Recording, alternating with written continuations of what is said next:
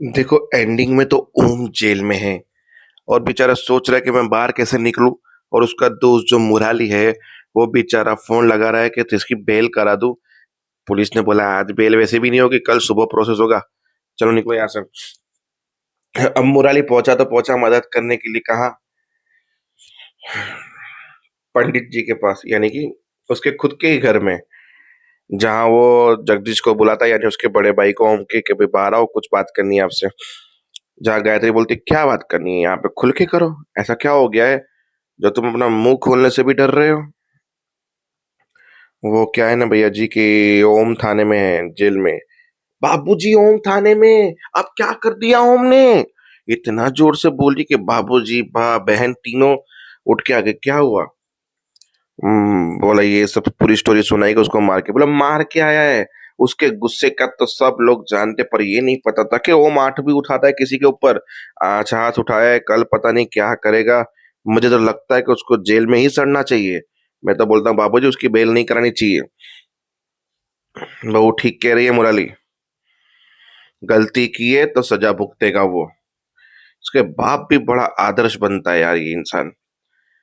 फिर गायत्री बोली चलो ईशा की खुशी मुझे नहीं मिली तो कम से कम ये तो मिली, आयशा की खुशी क्यों नहीं मिली उस पर ऊपर हम आते हैं।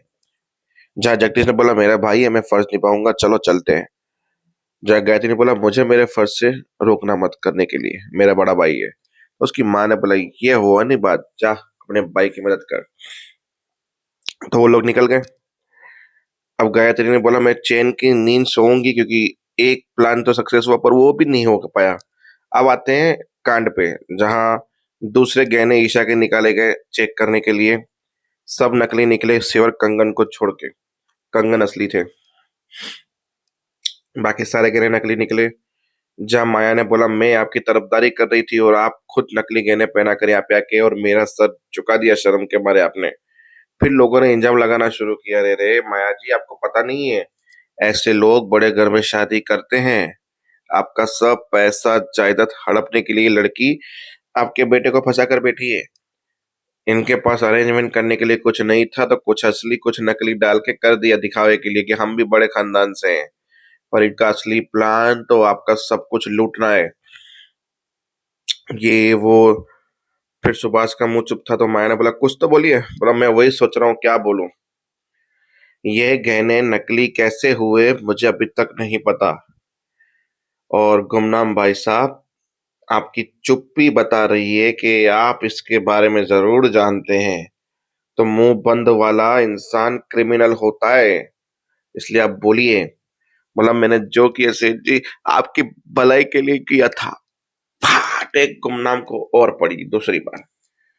फिर ईशा बीच में, नहीं पापा, इनकी कोई गलती नहीं है। इनकी इस गलती में मैं इसके साथ हूँ। और इन्होंने मेरे कहने पे किया था, क्योंकि मुझे पता था कि आपके पास आर्थिक तंगी चल रही है, पैसे नहीं है, कर्जे में डूबे हुए हो आप, ये वो। फिर बेचारा सुबह वापस से गिर गया। बोला पापा आपको फिर से अटैक तो नहीं आया।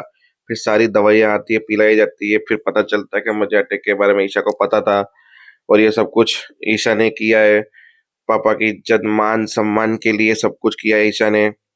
ये सब कुछ देख के लोग, कुछ लोग इमोशनल हो गए, पर गायत्री ने बोला इमोशनल फूल है ये लोग। आज मजा आ गई, मुझे जो तमाशा करना था कर दिया। और गायत्री कभी भी हिसाब की पक्की है, बेइज्जती का बदला बेइज्जती से लेती है। खड़ा हुआ सुभाष और फिर आया अपना बाप का घमंड के कल शादी के दिन सारे गहने आपके पास होंगे, असली वाले, वो भी देख लीजिएगा माया। फिर माया गुस्से में चली गई, नोटों का बंडल लेके आई, ईशा के ऊपर पूरी नोटों का बंडल घेरा और दे दिया वेटर्स को। बोला मुझे गर्व है आपकी बेटी पे। जो बेटी बाप के लिए इतना कर सकती है तो जीवन में जब मुसीबत आ पड़ेगी तो मेरे बेटे के लिए भी ऐसी खड़ी रहेगी।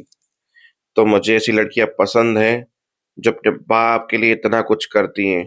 तुमने जो अपने बाप के लिए किया, ये तुम्हारे संस्कार दिखाए जाते हैं और तुम्हारे माँ बाप के संस्कार देखे जाते हैं कि उन्होंने कितनी अच्छी परवरिश दी है।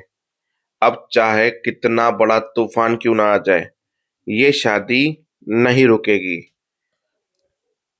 सब लोग घर पे पहुंचे।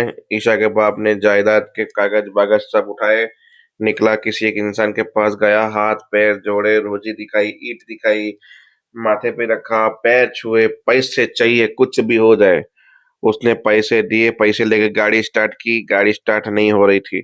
ईशा वहां टेंशन में थी कि भगवान मदद करना पापा को पैसा जुटाने में। फिर ईशा थोड़ी और टेंशन में आ गई जब तक पापा घर ना आते। और पापा की गाड़ी हो गई खराब। गुमनाम ने सारे पैसे हाथ में उठाए और सड़कों पे भाग रहा है डर डर के कि कोई चोर ना आ जाए। पर मुझे क्यों ऐसा लगता है कि कुछ बुरा होने वाला है, क्योंकि गाड़ी खराब होना, वो भी नई नई गाड़ी, स्टार्ट नहीं हो रही है। अजीब बात नहीं है, सीरियल है वैसे, समझ तो जाना ही चाहिए। पैसे लेके सड़कों पे वो भी इतनी रात को भागना। भाई सब पैसे चोरी होंगे, सोनों का बंदोबस्त नहीं होगा, ओम जेल से बाहर आएगा, वो शादी में जाएगा और शादी होगी ओम के साथ, ये तय है। क्योंकि ऐसे ही कुछ फिट करना पड़ेगा मामला, तब जाके ये सब कुछ होगा।